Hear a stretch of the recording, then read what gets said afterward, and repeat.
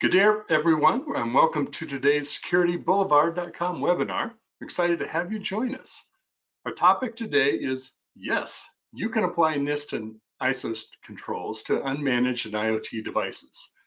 It's definitely a timely topic with all of the devices connecting to networks that we're not necessarily familiar with from our office environments. So today's webinar is sponsored by Armis. My name is Mitch Ashley, and I'm CEO of Accelerated Strategies Group, and I'll serve as the host and moderator and have some interaction with today's speaker as well. A little bit of housekeeping items here. We are recording the webinar, so we will send an email to all participants with a link to the recording, as well as a copy of the slides. So sit back, you don't have to take notes, just cruise control. We're gonna jump into some really great content here. Also, stick around to the end because we've got 6 gift cards, Amazon gift cards that we're giving away, 25 bucks a piece. Better odds than Vegas, so hang out here with us. We also, we love questions during the webinar too, and our speaker, who I'll be introducing in a moment, loves to have questions. We'll be answering them both during the presentation as well as the end. We'll have some conversation then too. Let's move on to the topic. Yes, you can apply NIST and ISO controls to unmanaged and IoT devices. I have the distinct pleasure of introducing our speaker today. It's Curtis Simpson, who is CISO with Armis. Curtis, I'm just going to hand controls over to you. You can take it away from here. Perfect. Thank you, Mitch, and thanks for having me. Good afternoon and good morning, everybody. So today we're going to cover a few interrelated topics. So really what we're going to speak to is the general holistic risk and ever-growing risk of IoT in all enterprise landscapes, not localized to only manufacturing, but again, all enterprise landscapes. We're going to speak to that risk. We're going to speak to how Armis helps our customers manage that risk, but because the vast majority of us build, maintain, and measure our programs based upon frameworks, we're also going to speak to how Armis actually enables these capabilities against this newer attack vector or attack surface that's really been growing in recent years. So as we start diving in, really these are the 3 frameworks we're going to prioritize to focus on today. Primarily, we're going to focus on CIS controls or the critical CIS controls. And the reason for that is because regardless of what you subscribe to, we all fundamentally subscribe to the critical CIS controls. And from there, it's quite easy to relate how those controls and appropriate frameworks are also, or appropriate requirements of those frameworks are also applied as we go downstream through NIST and ISO 27001 and 27002. So let's first start though with the risk itself. So whether we realize it or not, the ratio of devices within our landscape has been drastically changing in recent years. And recent years being the last 5 years in particular, because if you look at 2016 through 2021, this is where we're seeing the largest growth. And what is this ratio change? It's exactly what you're seeing before you, but it's particularly interesting because if you look at the 3 colors and you go all the way to the right, green hasn't really changed in years, because if you look at what green's reflecting, it's the web servers or servers in general, it's the PCs, it's the traditional server client infrastructure we've been building, maintaining, securing, and assessing and responding to for many, many years. Then we look at smartphones, tablets, and laptops, which are newer evolutions of the traditional IT devices that we've long since gotten our hands around. For the most part, we may still have some gaps on the smartphone side and otherwise, but we've got the tools, the capabilities to identify these devices, identify the exposures, understand how they're being used in our environments, control them, etc. Then we get into IoT. And the whole game changes because many of those other devices I've mentioned have been built by a subset of major manufacturers over a long period of time. They've got standardized operating systems, centralized tools to manage those OSs, and many of the solutions that we use in the security space have been built around these devices because really, so we look at IT getting into the hands of consumers, IT getting into the hands of employees within enterprises. This has been going on for many, many, many years. We've been using these devices for an inordinate amount of time, and we've built our solutions around them. But when you fast forward to the last 5 years and we look at what's been happening through the intersection between IT and OT through IoT to better understand and make smarter business decisions in near real time, we look at the continued introduction of IoT to differentiate ourselves from competitors, or for service providers to better streamline their operations when servicing us. And the reality is we're facing the situation on the right, and we're getting there quickly in that if you look at the 2020 numbers, we're already seeing, if we look at the vast majority of the customers that we service today, every one of these customers' environments is comprised of primarily unmanaged devices, meaning IoT, OT, and those IT devices that we can just never find, never really understand if they're running all of the security components, what they're doing, whether or not they've been compromised, whether or not they were involved in an attack. We're going to speak to how ARMIS helps solve this, but the risk here that we're facing is the ratio of these devices has changed. These non-secure, inherently non-secure devices are also computers and are running alongside the critical devices in our landscape, putting them at significant risk.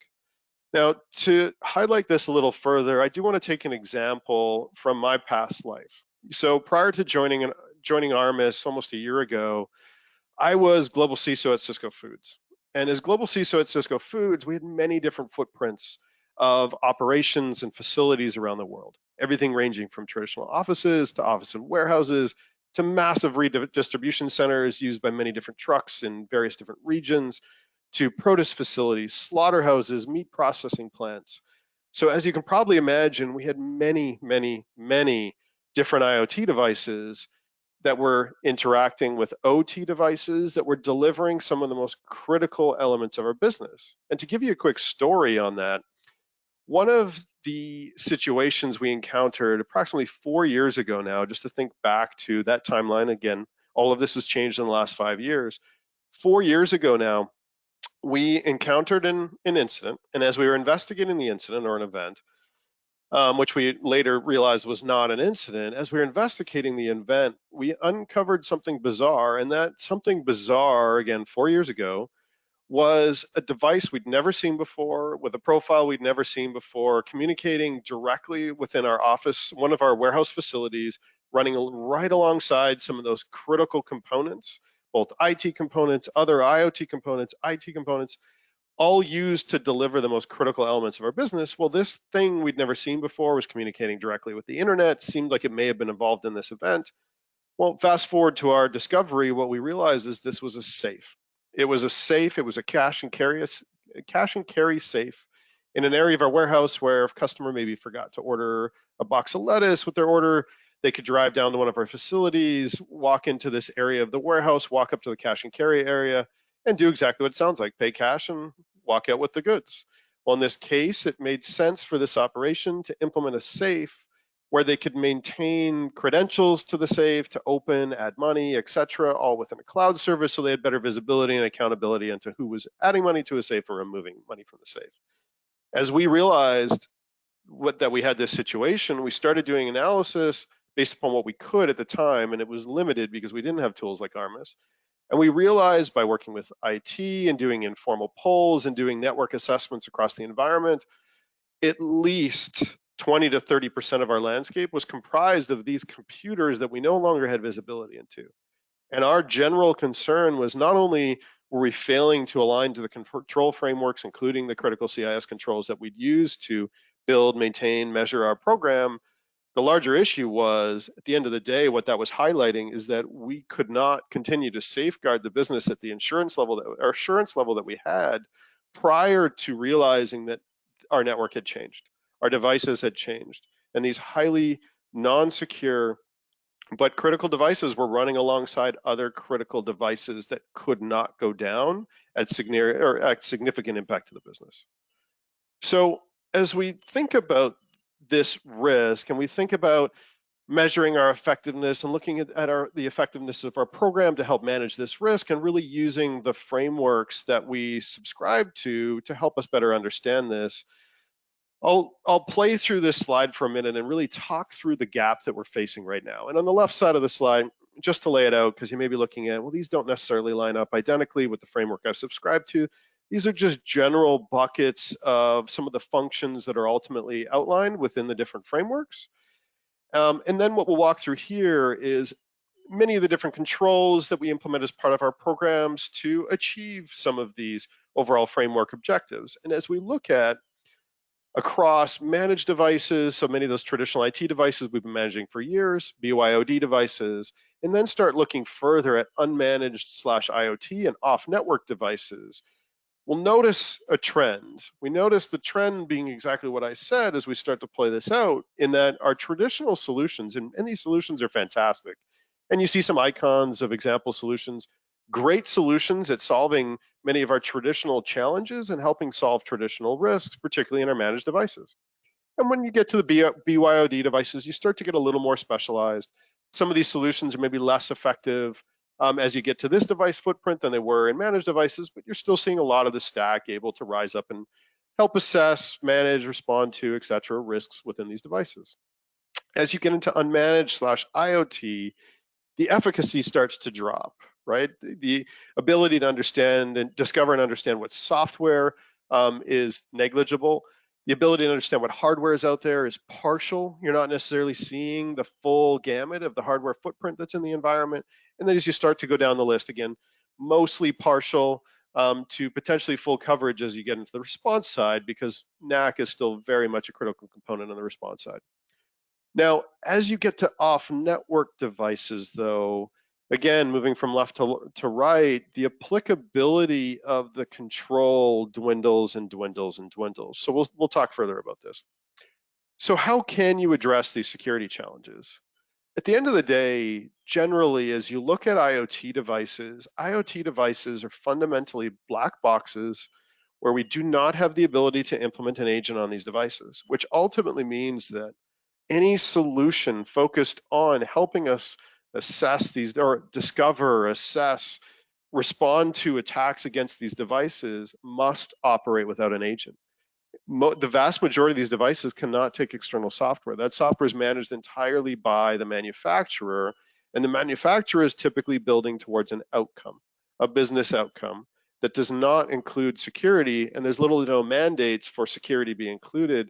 And quite frankly, the market is not challenging manufacturers to include security. The market is challenging manufacturers to deliver more capabilities at a higher speed at a lower cost. As we look at these devices, they also cannot be actively scanned. You will not be able to perform authenticated scans against the majority of these devices. We know without authenticated scans, in many cases, with using traditional solutions, the data itself, the quality of that data can dwindle.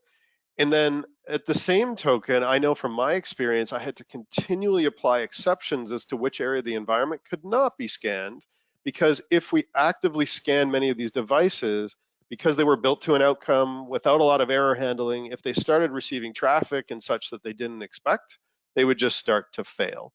In many cases, I actually shut down areas of the business during critical times in earlier years as we tried to holistically use the same solutions across the entire environment, and including critical warehouse, meat processing plants, et cetera. It didn't work. Continued business failures as a result of trying to prevent those failures, actually causing more than we were preventing. And then the solutions have to be frictionless. I think what's very important to understand, I think many of us have seen this up to this point, these devices are flowing into our environment rapidly. If we think about shadow IT, in terms of SaaS, and you think about the safe example that I gave you, nothing has really changed. It's not particularly difficult as you look at a large organization for one of the disconnected or decentralized operations to receive a call from a SaaS vendor who's offering a SaaS service with a physical safe, take the call, provide the credit card, get the safe, connect it to the network, and move on. The other thing, though, is we think about digital transformation efforts going forward and enterprises doubling down post-COVID, enterprises need to move quickly. And one of the things that I learned early on as well in attempting to apply traditional models around assess a device up front before it ever gets onto the network and prevent any of those business units from pursuing any efforts with those devices until we could assess them. We quickly realized we didn't necessarily have the skill sets required to assess these devices because we couldn't see what was in them. And if anything, we were slowing the business down to the point where they just started working around us in traditional shadow IT type models again. So this ability, the ability to understand this risk and to manage this risk has to be frictionless from all those perspectives. So how does Armis actually help solve this problem and help our customers with this challenge, which will help better highlight, again, how we do stack up to the frameworks that I'm about to roll into next. So first and foremost, we will discover all assets in an environment. So by integrating with existing network infrastructure, wireless, wired, we will, and even quite frankly, some of the more modern, and we also have other integration opportunities now around modern API-oriented solutions where we're able to pull additional data. But the reality is we're able to discover all assets. Again, wired, wireless, over the air, which includes Bluetooth, Zigbee, Z-Wave. We'll identify those devices, we'll fingerprint those devices, and you'll receive a high detail around the attribution around those devices, which leads us into the next point. So Armis has established an industry-leading knowledge base of nearly 300 million unique device profiles around the world. What that means is as we identify those devices with a high degree of efficacy, based upon our knowledge base of up to 8,000 attributes around how we understand these devices, we're also then able to rapidly pivot and give you insights into how these devices are vulnerable, how these devices are potentially acting abnormally, whether or not these devices have been compromised, and then we can help facilitate response. Through integrations with SIMs, SOARs, NACs, et cetera, we can not only trigger the alerts to the event, but we can actually respond to the event. If you look at an example with NAC, we can integrate with NAC and use NAC as a hammer. Instead of NAC being that gate that says this thing is allowed or is not allowed, and then once allowed onto a network, that device can fundamentally do what it wants because it's no longer being monitored. Armis is monitoring the behavior of that device continuously as such that if it starts to go sideways, starts to become malicious, whether manually or automatically, security teams can now use NAC to isolate the device, take it offline, isolate the device into an area of the network that allows for the investigation, trigger that alert, and allow the security team to investigate. So very powerful end-to-end capabilities that apply to every device in the landscape, not just IoT, but unparalleled visibility into IoT. And the solution is passive, real-time, and continuous, and then it integrates with existing network infrastructure, is entirely passive, is not in line, and is never putting the network at risk or the devices at risk of being compromised through that model or interrupted through that model. So as we start to consider these capabilities and the risks that we're having to manage in today's day and age, let's really dig into our coverage for the CIS critical controls. So ultimately, we provide solid coverage across 10 of these controls. I'm not going to speak to each of these controls now because what I'm actually going to do is use some screenshots so as to not bounce between demos and PowerPoints because I just don't trust that over a Zoom session or a streaming session. What we're going to do is we're going to use screenshots to highlight some of these capabilities and how we actually deliver on these control requirements. So firstly, let's take a look at an introductory dashboard. This is just one snippet of a default dashboard within Armis. And what you're seeing right at the gate is a first glimpse into how we help with CIS1, being asset inventory. So what you're seeing now is a really high-level representation, again, that highest level view of the different types of devices within a landscape and the ability to dive into these different pieces of information here and drill down even further. There's many different widgets, though, that can be moved into the console or into the dashboard, can be manipulated however they make sense to be for a given role in a given function. So another example is a different widget configured specifically to provide insight into tablet inventory. So in this specific case, this company wants to better understand what is the breakup of tablets within the landscape. So from left to right, you're seeing the various different tablet footprints and counts of those tablet footprints, et cetera, and drilling into any of these.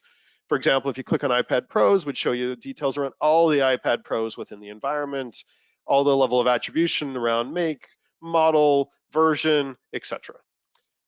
Now, going even further, obviously we're not providing just widgets. The widgets are just views into some of the more detailed information that we're ultimately able to collect from an environment using that passive integration that I spoke to. And so elaborating further, what you see on this slide is the asset inventory, but all 4,234 devices in this case. So not only are we providing these full details within our platform, many of our customers are actually integrating directly with their CMDBs and using these discovery capabilities to populate their CMDBs. I can tell you we do this internally. Our MIST internally is used to discover all of our assets and populate those assets within our CMDB. And again, many of our customers are doing that because we're discovering not just IoT, but IT, IoT, OT, everything communicating on a network. And then we get into software inventory. So we're not just identifying the devices, but we're actually identifying the software on those devices. And not everything, I'll be fully transparent. We're not going to identify software that doesn't communicate on a network. Meaning if, take a great example, right? Not that anyone really cares about this piece of software anyways, but good example for that reason as well, Solitaire. We're not going to see Solitaire on a Windows device because Solitaire is not communicating over a network. It's not requesting updates. It's not connecting back to a cloud service for multiplayer. It's not doing any of those things. So we won't see that it exists. But if we look at a lot of the modern applications that we consume today, many of them are indeed communicating over a network. And because we're able to understand the network traffic, we're able to fingerprint these pieces of software with a high degree of efficacy as well. And we've done this across all of our different client environments or customer environments and have learned what these patterns look like across many of these different environments. As we have with devices, we've done the same with software. So if you look at this example, we've got many different applications that exist within this environment. What you're seeing is just a snippet of the top, 10 or 15, whatever that count is, 10.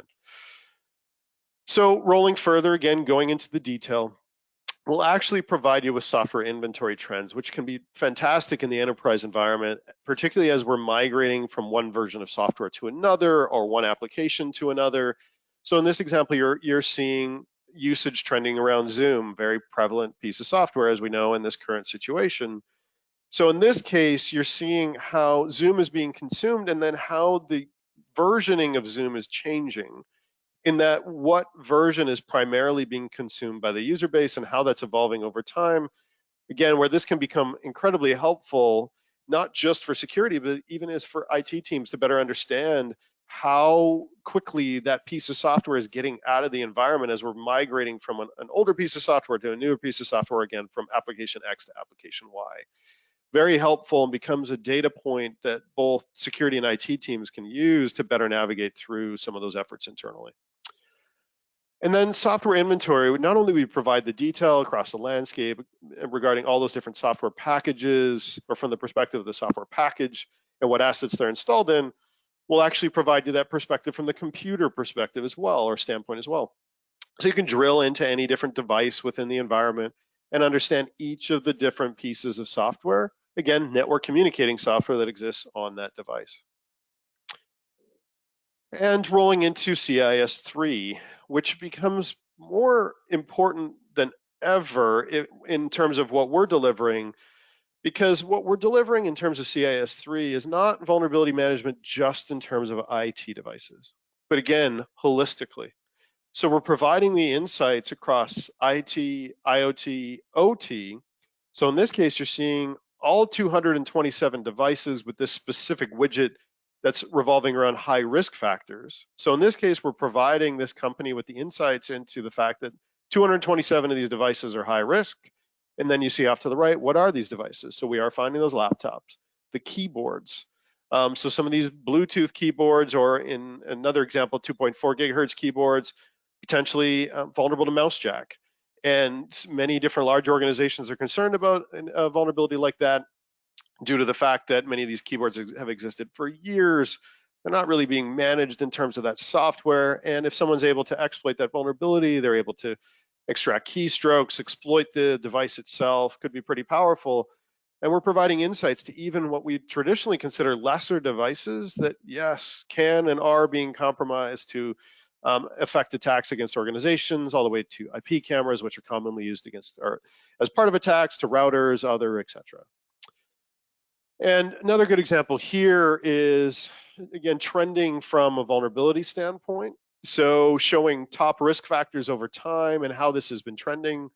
So this, I know, was very helpful to myself and my team on the enterprise side, as we were really running in terms of a campaign against specific vulnerabilities, working with IT to bring high risk vulnerabilities down with an area of within specific regions or geographies, We'd spend a lot of time working within a screen like this or looking at a widget like this because we could see the progress or lack thereof and then drive better conversations as we're working with those teams on that effort. Far more effective to be able to use that same data and to be able to actually see the trends based upon that data and have a conversation based on the trends. No need to create your own PowerPoint slides to drive those downstream conversations either, of course. And then similarly, we can provide you with the insights from the perspective of an individual device. So if that device comes up as high risk, or you better want to understand what you're facing with a specific device, we can show you not only the device, but those specific vulnerabilities. In this case, you're seeing the risk score, as well as some of those other risk factors, but drilling into that vulnerability score provides you with all the different CVEs that apply to this device itself. And in this case, here's an example of one of those CVEs. So drilling into that, looking at the CVEs that are applicable to the device, allows you to drill even further and gain insights into, okay, what is this CVE? Why is it applicable? And what are the actual ratings that apply to this CVE, and how concerned should I be? Which leads us into CIS 8, malware defense. So as we think about malware defense, there's a couple different ways we can look at this. So we're helping to identify when attacks may be attempted to be executed against IoT and OT devices, where traditionally you may not see this with many of the solutions that exist within your stack. One of the other things we also help with, which is incredibly powerful to many of our customers, is something that I know was a challenge for myself and my team, and always was, and we were always looking for new and effective ways to deal with it, but is understanding, in this example, using CrowdStrike as the example, when that next-gen AV agent is not installed, not performing as expected, not updating. So the level of visibility that we have into the network, the devices, the software also gives us the visibility into understanding, does the agent exist on the machine? Has it ever tried to communicate for updates? When was the last time it did compared to when every other device did? And this starts to provide you with the insights that you need to better manage that risk and better manage the deployments of those capabilities around the environment proactively, so that when we are in situations where everyone's working from home and such like that, you've got the confidence that those devices are effectively protected. And as we get into this, or as we drill into it further, in this specific case, playing out that example a little bit further, you see the list of computers in this case that actually lack the agent. So with a very quick query, we're able to run or pull out the results that show us exactly which of those computers are missing that agent, that then allows the teams to rapidly tackle those missing agents, make sure that they're installed, or troubleshoot any issues that may exist on those devices, so that they're proactively protected as they are navigating through the different landscapes that they may move within.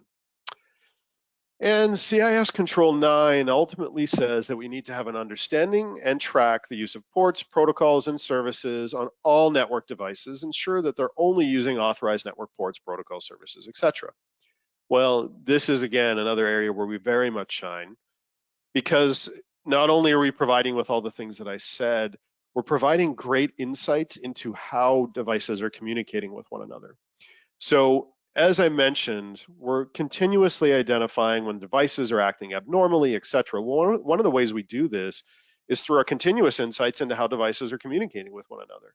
As we see those patterns change, we're able to make determinations, etc. But we're also not only able to see which devices a device may be communicating with, we're able to see over what ports, over what protocols, etc.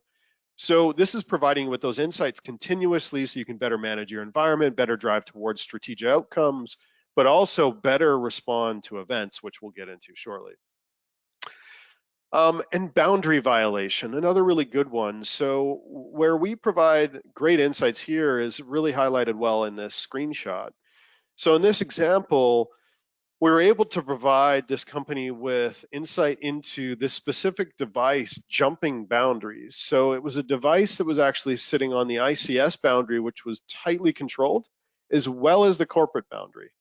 So anything playing out in corporate was now also able to play out in the ICS environment if this device was compromised or an attack played through this device. Again, understanding or establishing the right level of boundary defense is important as part of CIS 12. What we provide through our continuous assessment and continuous monitoring the environment is your validation that those boundary protections are working. And where they're not, we're providing you with a direct insight into what that looks like so that can be effectively investigated, responded to, and any of those gaps addressed. And from a data protection perspective, again, we're not protecting the data itself. We're not going to be a standalone capability in helping you achieve this control, but where we are very effective is helping you validate the effectiveness of your controls. So as you see in the screenshot here, we highlighted a PHI validation where patient data was moving across the wire in an unencrypted format, as well as DICOM traffic moving across the wire in an unencrypted format. Very problematic, and in this case, against this company's policy and potentially against regulation. So in this case, what we're doing is we're helping provide this visibility that you may not have, particularly when we're talking about unique devices that are not the devices that take an agent and that we've traditionally understood with our other capabilities. So we're able to see this, whether this data is passing between IoT devices, whether it's passing between IoT and IT devices, IoT and OT devices, it doesn't matter because we've got the visibility into all of those devices, communicating over all of those monitored networks, how they're communicating, etc. And the other thing I do want to highlight is that though we're identifying that data is moving across the wire in an unencrypted format, we are not storing that data. We are not doing what other solutions have done within our stacks in past years and create another data source of highly sensitive information that we have to protect. None of that PHI, PII, or otherwise flows into the cloud. None of that information is required for us to deliver the service. And then as we look at CIS Control 15 about ensuring that wireless networks are appropriately secured, Armis has many capabilities in this area, so not to spend too much time here. But one good example here was the ability to identify, or is our ability to identify Wi-Fi pineapple or other rogue AAPs, which is incredibly important, right? So if we're saying that our wireless networks are secured appropriately, part of that, and many of our programs include some sort of capability of rogue network detection. I know in the past, this involved folks in my organization walking around with specialized devices and identifying these rogue IPs. Nowadays, and through a solution like ours, we can identify those just based upon that network visibility we already have, that over-the-air visibility we already have, and we're providing you with those insights as to whether or not someone or something is circumventing those controls in place to try to, again, potentially deviate from your controls that are protecting your larger environment. And then in terms of incident response, CIS 19, so of course, we enabled visibility into that Wi-Fi pineapple, continuing that example, but to drill into this further, this is an area we provide great capabilities, touching on what we provided or some of the notes that I mentioned earlier around being able to integrate with SIMs and SOARs, et cetera, and being able to actually drive more effective response in isolating devices that are known to be compromised and are not business critical. Provide a lot of capabilities here, including the ability to augment and enhance other solutions in your landscape. So if you think about in terms of IR, many of our other solutions in our stack may be identifying something happening within the environment, but they've identified in terms of a specific device that they don't understand. Well, in this case, they can actually, with Armis as part of that stack, they can reach out to Armis over APIs, pull Armis with the details that they have on the device, MAC address, et cetera, and have Armis pull or return what that device is based upon our knowledge base and that deep attribution we understand about those devices in all environments, including very much your environment once implemented. So I won't drill into quite as much detail as I did around CIS, because again, we're able to infer how you would think about many of the applicability of these controls against NIST. But as we think about NIST, CIF, there very much is the same level of applicability from a NIST perspective. So asset management, we spoke to being able to assess risks within the environment, not just across traditional IT devices, which is what many of our solutions are enabling us to do today, but across all of our devices.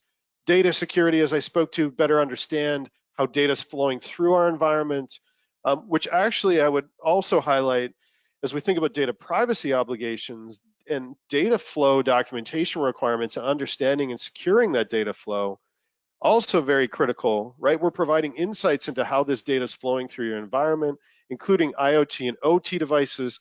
So as you're standing up to regulators and regulations and explaining how you're understanding data flow of PII and PI across your landscape, you now can, because you have visibility into not just how data is flowing through IT, but IT, IoT, and OT. Information protection processes, as we spoke to in some detail, protective technology, of course. This is a solution that is implemented specifically to protect what has become incredibly relevant within our environments, which I would argue is also becoming more and more relevant in terms of data privacy regulations. Anomalies and events. One of the secret sauce, core secret sauce of ARMIS is our ability to truly not only understand what the device is, but what it should be doing, provide you with our ability to discover those anomalies, respond to those anomalies, etc., and on and on and on. Like I said, we can infer how many of these controls would also apply or would also have a check mark based upon how we talk to the applicability in the CIS controls. And as we look at NIST 800-53, very much the same. I won't drill into it as well, but we stack up against 8 of the 20 of the NIST SP 800-53 controls, and very powerfully so. And again, not just across IT, but across the full gamut of these devices. 27,001, 27,002, very much the same. So we stack up against 6 of the 14 controls here in the same manner. So as we go back to what I spoke to earlier and really speak about how do we close the security gap and how is ARMIS helping us close the security control gap? And as we spoke to, as we think about our ability to discover the hardware, discover the software, analyze for risks, analyze for threats, and respond to those potential attacks across our environment, ARMIS is truly enabling that ability across all those devices, unlike some of what we're facing in the past, which is only enabling those capabilities across traditional devices. Now, this doesn't mean that we're suggesting you go ahead and replace all those traditional devices. They very much provide a capability that is important and remains important. We look at agent-based solutions like Next-Gen AV. Next-Gen AV is often the first and last bastion against attacks that remain one of the most common attack vectors. What we are saying, though, is that managing this risk in terms of IoT using those traditional solutions is ineffective. It's a lesson I've learned. It's a lesson most of our all of our customers will learn, and many of the individuals that we speak to on a regular basis that go down this path of trying to use these traditional solutions built against traditional devices, whether looking at it from a framework perspective or not, are realizing those solutions just do not stack up. So let me take a moment to really dive a little bit deeper into what I spoke to earlier, or at least cover some of the points that I didn't mention. So I talked about the fact that we are passive. I won't go into that any further. In terms of the observable attributes, in front of you, you see a few different examples of the attribution that we're ultimately identifying. But one of the things that I touched on that I just want to highlight again is these are the basic attributes that we're exposing to your fingertips that we're providing and cataloging for every single device. What we also do, though, is establish up to 8,000 points of attribution as part of our larger knowledge base or overall device knowledge base, as such that every one of these devices that's deployed within a customer environment, we're able to, with extreme confidence, identify what it is. Because those 8,000 points of attribution go way beyond just understanding the MAC address, make, model, etc., but actually get to how is this thing communicating? How is this thing sending packets when actually using a specific protocol? That level of attribution is truly the secret sauce, the differentiator that allows us to identify those devices, ensure that we can truly provide you with valid risks because we know what the device is, we know what it's running, we know how it's operating, we therefore know which CVEs apply to the device. We're not exposing false positives, we're helping prioritize and strategize the management of risk around IoT based upon our in-depth understanding of what exists in your environment. And this is everything from consumer IoT to enterprise IoT to OT to IT. It's everything. And again, 280 million devices in that knowledge base, 12 million profiles and growing that go to 8 million points of attribution. Again, extreme detail for extreme efficacy that's able to drive effective results that are trusted results by our customers. And one of the other things I did want to highlight, because this does come up in many different facets and many different conversations, and there's a general question around, are IoT attacks happening? Yes, they're absolutely happening. We continuously discover active attacks that are playing out through IoT devices within customer environments. I think it's also important to note that as we continue to progress through higher consumption rates of IoT devices across our enterprises, we're seeing more and more disclosures around how vulnerable these devices are.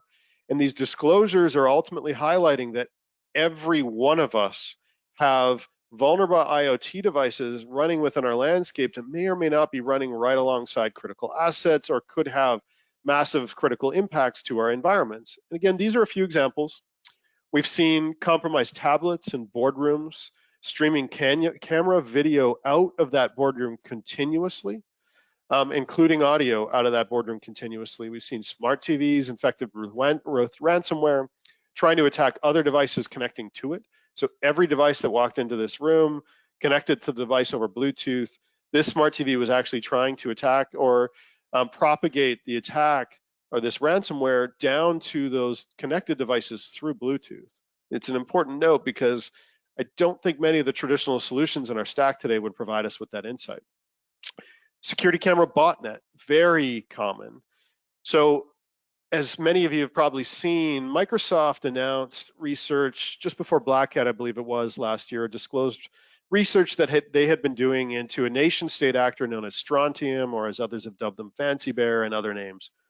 Well, Strontium had been actively targeting and in many cases exploiting any 1,400 enterprise environments ranging from public sector to private sector, primarily through 3 types of devices: cameras, printers, and voice over IP phones. Why? Because they're everywhere. And why? Because their footprints are relatively common. So the disclosures around these vulnerabilities, the attacks against these devices are all coming to an intersection where many bad actors are including weaponized IoT exploits in their toolkits, because not necessarily because they want to target them as a first attack vector, but because they're very effective at allowing a bad actor to move laterally and to hide within a landscape. And speaking of moving laterally and hiding within a landscape, one of the greatest concerns that we had when I was at Cisco, and one of the main things that actually led us to purchasing Armis outside of not having visibility into anything that I spoke to, was around our 24/7 operations or near 24/7 operations, and particularly around our warehouse environment that I spoke to earlier, needing to remain continuously available during critical periods of the day. And this is really in the evenings, because in the evenings, the warehouse is picking product to be placed onto trucks, which are placed onto trucks very early in the morning and taken out to customer sites very early in the morning. The room for downtime is pretty much zero. Downtime within one of those facilities can be anywhere, or can cost anywhere from $100,000 to $1 million or plus an hour. Very significant. And as you think about downtime, the ability for a bad actor to move laterally into devices that are invisible to an enterprise, that's so powerful because your response to that attack is now weakened. If I was to experience an outage in one of those environments and I assessed that attack, we felt like we had the right playbook to respond to the attack, and we responded thinking we were extracting the bad actor from the environment. We've effectively isolated the attack. We knew exactly what had been compromised and we were dealing with it. Well, I hit the button and everything gets worse because that bad actor is still in my environment. They're hiding in the devices I can't see, and they start moving back into anything else they'd been into before, or even if not, just start pulling plugs and impacting the environment in a much larger way. And the moral of the story is what we talked about is our ability to respond in moments to hours has now ultimately moved from hours to days. And I don't think we're comfortable with that. And we've got to close the loop on our visibility and then these other downstream capabilities. Printer hotspots is another one that I like to highlight because in this case, it's actually a secure configuration gap. So one of the things we didn't touch on in terms of critical CIS controls was our ability to rise up against secure configuration. We don't do that really as I would consider on the IT side, because as I consider it on the IT side, I look at that as being CIS benchmarks. But where we very much help on the IoT side is highlighting those non-secure configurations. So when we're highlighting risk, we're not just highlighting those vulnerabilities in terms of CVEs, we're actually highlighting risks in situations like, in this case, in many cases we've seen, a printer sitting on a highly secure, isolated ICS environment that actually still has its own unique wireless network configured on the device, and individuals are connecting to that device continuously through that wireless network ID, and then using that device to potentially gain access to the larger controlled network. Problematic and something that our customers have rapidly closed off as they've identified those things with ARMIS. And then as we look at another example specifically in the medical space, we have seen both a number of different devices, not both, and now it's a number of different devices compromised while patients are connected to the device. Obviously very problematic, particularly in this example when you're talking about an infusion pump that's actually delivering life-saving services to a patient. And these attackers, as we've seen with some of the vulnerabilities that exist within certain devices, potentially could have changed dosages, affected the device, turned it off, rendered it unusable. As we've seen through some of our research, and as we've seen through research from other researchers, these devices can not only be compromised as these vulnerabilities are exposed, but can be affected in all the manners that I mentioned that can have downstream impact, not just on operations, but on life. So highlighting the importance to not just, or to understand these devices more than we ever have, and to apply those critical controls, or particularly the CIS critical controls, or the control frameworks that we subscribe to, not just to the traditional IT devices within our landscape, but holistically to our entire landscape, including the IoT and OT devices therein. And with that, thank you for your time today, and I will hand it back to Mitch to take us through some questions and dialogue. Excellent, excellent. You know, I have to say, as an old security guy, I'm super impressed that you were able to get the word bastion into your presentation. Thank you. That just was like a heartwarming experience. I haven't heard that in a while. No, fantastic. I'm kidding, of course. Fantastic presentation. You know, one of the things I would like to ask you, talked about, things have come together with so much information, and you really showed us a lot of what ARMIS can do and bring together through one product. That a lot of that information is not only beneficial to the security team, but of course to IT teams, the help desk, the folks that are looking at network capacity and kinds of applications and uses that are running inside that they can't see, necessarily have visibility to. Can you say a little bit about customers that are using your product and how they can bring some of the benefits beyond just the security team, and how others might use ARMIS in the organization? Fantastic question, and something I'm passionate about, because when I was at Cisco Foods, we ended up acting on a lot of these use cases. So some of the use cases I can speak to you about that have been very powerful. Some you mentioned in general are things like AP or wireless access point. Overconsumption, underconsumption is something that we provide a lot of visibility into, and network teams gain a lot of value from. We spoke to the example of CrowdStrike. That example exists for every single agent. So as you think about wanting to understand, is an agent installed in this subset of my environment, and is it working as I expect it to? That use case applies continuously and holistically. To me, one of the most powerful use cases that also highlights a lot of opportunities is around M&A. So one of the things that we did at Cisco, and a lot of other enterprises do as well, is you take all that visibility, applicability, and apply it to M&A. And think about it as a post-close opportunity, right? So pre-close, you do a compromise assessment on the security side, but post-close, there's a lot of things that a lot of teams need. And as you take a step back and you look at what can I provide them, one of the things that we did and that our customers do is they end up using ARMIS immediately after an acquisition to, one, assess risk. Yes, got that, just like everything we talked about. But two, to enable IT to better understand the landscape that they only really understand through questionnaires and such up to this point, which ultimately means how are they prioritizing remediation of assets within the environment? How are they prioritizing remediation of, say, networks, modernization of networks, modernization of underlying lines like Ethernet lines, et cetera? Because we're providing so much visibility, those teams are like your network teams able to see what areas of the network seem to be continuously failing because these devices are continuously failing to route traffic as expected. You've got other teams that are able to see that servers are failing. So for example, other areas of infrastructure are able to see that ERP systems and such are failing. We actually ended up also using the solution in support of, when we think about M&A, in support of legal. Because in many cases, well, in all cases, as you go forward with an acquisition, part of that deal, you agree to the terms, you agree to the most important things you're buying and certain criteria that needs to be true around what you've bought. Well, in some cases, you realize that you bought something, you bought liability, or you bought issues that need to be repaired, remediated, et cetera, that are going to cost hundreds of thousands or millions of dollars. Well, ARMIS becomes a central data point to actually arm legal with what they need to claw money back. That historically is hard. It's very hard. So, and the only other thing I would add to that is we actually provide very significant flexibility from a role-based access control perspective as well.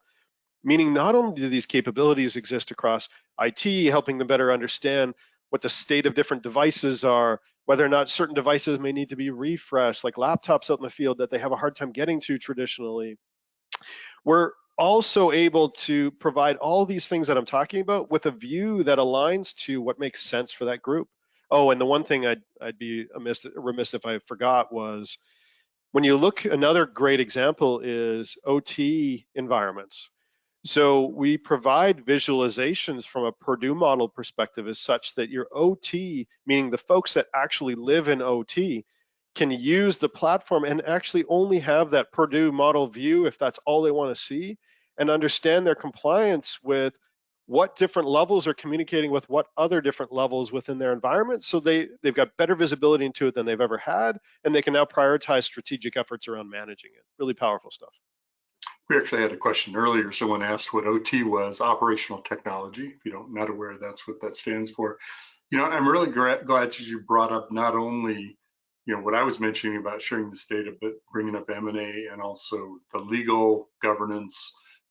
There's also incident response, all kinds of information, because the sort of static scan database of inventory approach really is kind of an underwhelming approach to really understanding what's going on. To your point, you need to tie it back all the way out to, so what's the vulnerability remediation been looking like?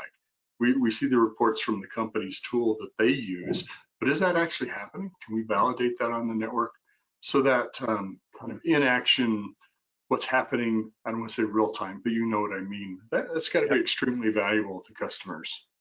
It's extremely powerful to customers. And what I can also say is many customers will speak to us all the time about, my discovery scans never finish. My vulnerability scans never finish. I've had to create many different exceptions within those scans so they can finish. I've had to break them into 5, 10, 15, 20 different schedule scans so they can finish. One of the things I can also speak to, so very powerful because ours is continuously identifying those devices. There's no scheduled scan. You're not missing a device because it appeared on the network on a Tuesday and you scanned on a Monday. None of that is the case.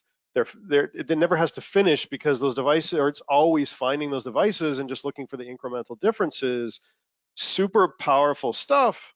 And makes this a lot easier to manage at the end of the day from many different perspectives. And if you think about this, or sorry, one of the other things I was going to mention is we also, though, enhance those capabilities as such that if you want to continue using, say, a traditional vulnerability assessment tool, but focus it on just traditional IT and then use ARMIS for everything else, which some of our clients or customers have done.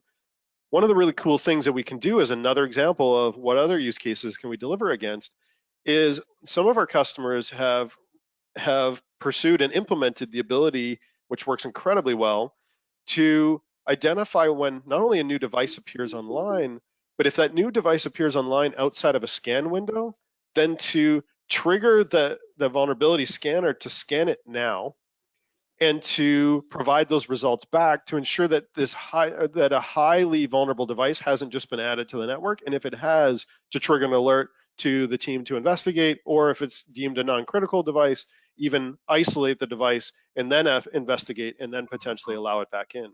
So a lot of flexibility as you think about all those pieces that you can pull apart and push back together to deliver on that risk scenario in your environments.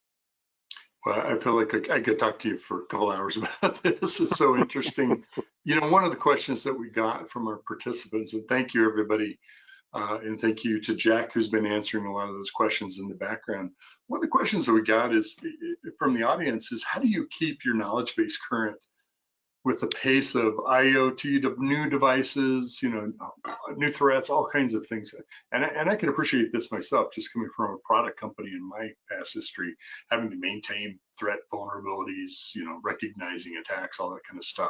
How does ARMIS tackle that problem? Very good question. So the knowledge base that I spoke to of almost 300 million unique devices is a anonymized crowdsourced knowledge base. So I'm not going to lie, we've been growing in our implementations exponentially. And as we grow in our implementations exponentially, we learn more and more and more, and we validate what we've already learned. So let me give you an example. As we continue to deploy into healthcare environments as an example, we've already seen by our first deployment, as we worked with that healthcare deployment, our very first healthcare deployment, we worked with them on pulling all that data, analyzing that data, identifying those devices, validating our identifications with those customers, and these were early days, years ago. Well, since then, with every implementation, you can think about that as both validation, additional discovery, and then additional analysis by a team behind the scenes who pairs directly with our very skilled research team, who in some cases, depending on if we need additional information, will buy devices, will discover additional research online, take many different actions to connect some of those dots that may have been discovered. But there's an entire data team behind the scenes that is pulling together all new data that we're seeing across all of our customer environments all the time, comparing it to publicly available data, data we've seen in other environments, data we've seen in our own environment, and then even research data above all of that, connecting it all together, validating what we're seeing across all those customer environments, and continually tweaking with every implementation, which also means another really cool thing. And this is a differentiator versus how we've looked at behavior in the past. Because having looked at many of these different solutions, one of the pitfalls has always been, well, you're also going to discover fraudulent and malicious activity as well and bake that into what's normal. Well, because normalcy is based upon an infusion pump in 50 different implementations, not just an infusion pump in your implementation, we're not just baking normal or malicious into normal. We understand what normal looks like. There's permutations of how you use the thing in your environment, but it's more so just what system or what secondary system is it communicating with, not how is it communicating with that secondary system. Mm-hmm. Yeah, there's some other questions too about this, Curtis, just asking about frequency of how these things happen. Do you collaborate with other companies? What sources do you use? Can you say a little bit about that? Yeah, probably the best one to talk about collaboration too would be, and to touch on this as well. So the Discovery Urgent 11 that we disclosed last year speaks to a number of these different points and is a good example. So Urgent 11 was actually an exercise of our research team in identifying one of the some of the most commonly used components in IoT devices across the world. And as they were assessing different components within different environments, looking at different components from different manufacturers, one of the things they discovered is that the operating system VxWorks seemed to be one of the most prevalent operating systems in the world, and actually rivaled the prevalency of mobile OSs and the like, right? So very significant. We dubbed it as the most popular operating system you've never heard of, or most popular real-time operating system you've ever heard of. And I mentioned this because it was very relevant in that we discovered that hundreds of millions and eventually discovered that billions of devices were impacted. And we discovered this because In this specific case, it was a software library being used by VxWorks, being the IP stack that was discovered to be vulnerable. So take a couple steps back. We picked VxWorks as something to dig a little deeper and to analyze further because we were seeing it in most of the different devices. We had enough of an understanding of VxWorks to know when it was there, but what we needed to understand was more about what VxWorks was doing, how it was working, everything else. So we drilled into it. And as we drilled into it being such a prevalent OS, we broke it into its different components, and we realized that IPNet, this IP library, was the component we were going to focus on. As we focused on that, we realized how vulnerable it was. And Urgent 11, the 11 stands for 11 critical vulnerabilities identified associated with this device, multiple of which were critical. So fast forward to, well, what does that mean? Well, downstream from that, we then had to identify all of the impacted manufacturers, which we actually did by identifying that vulnerable IP library in devices. We weren't looking for VxWorks, we were looking for the vulnerable IP library. Started identifying all of the different devices that IP library existed within, those manufacturers that were associated with the IP library. And then we started reaching out to those manufacturers and worked closely with them, as well as the operating system vendor, to help guide remediation efforts, mitigation efforts, patching efforts, such like that. This is very much a well-connected ecosystem. I give that example from a discovery standpoint. What I can say is we're continually garnering information from manufacturers where appropriate, but these devices bring a lot of data on their own. And they're actually, many of these devices, you can think of them as components, or many components stacked together into one device. So we break them into the components. We understand how those components are working, how they deviate from different usage of those components across different devices. And when stacked together, we look at all those components together, determine what that device is. There's a lot of depth to this. This isn't something that's done with just AI. There's a lot of this that's done with AI, but there's a huge team, again, behind the scenes, stitching all of this together, validating what we're seeing, and making sure that we're seeing true positives and not false positives or ineffective results. Technology, relationships, communications. There's a lot to unpack to really know all the work that goes into this. So thanks for sharing. We have just hit the top of the hour.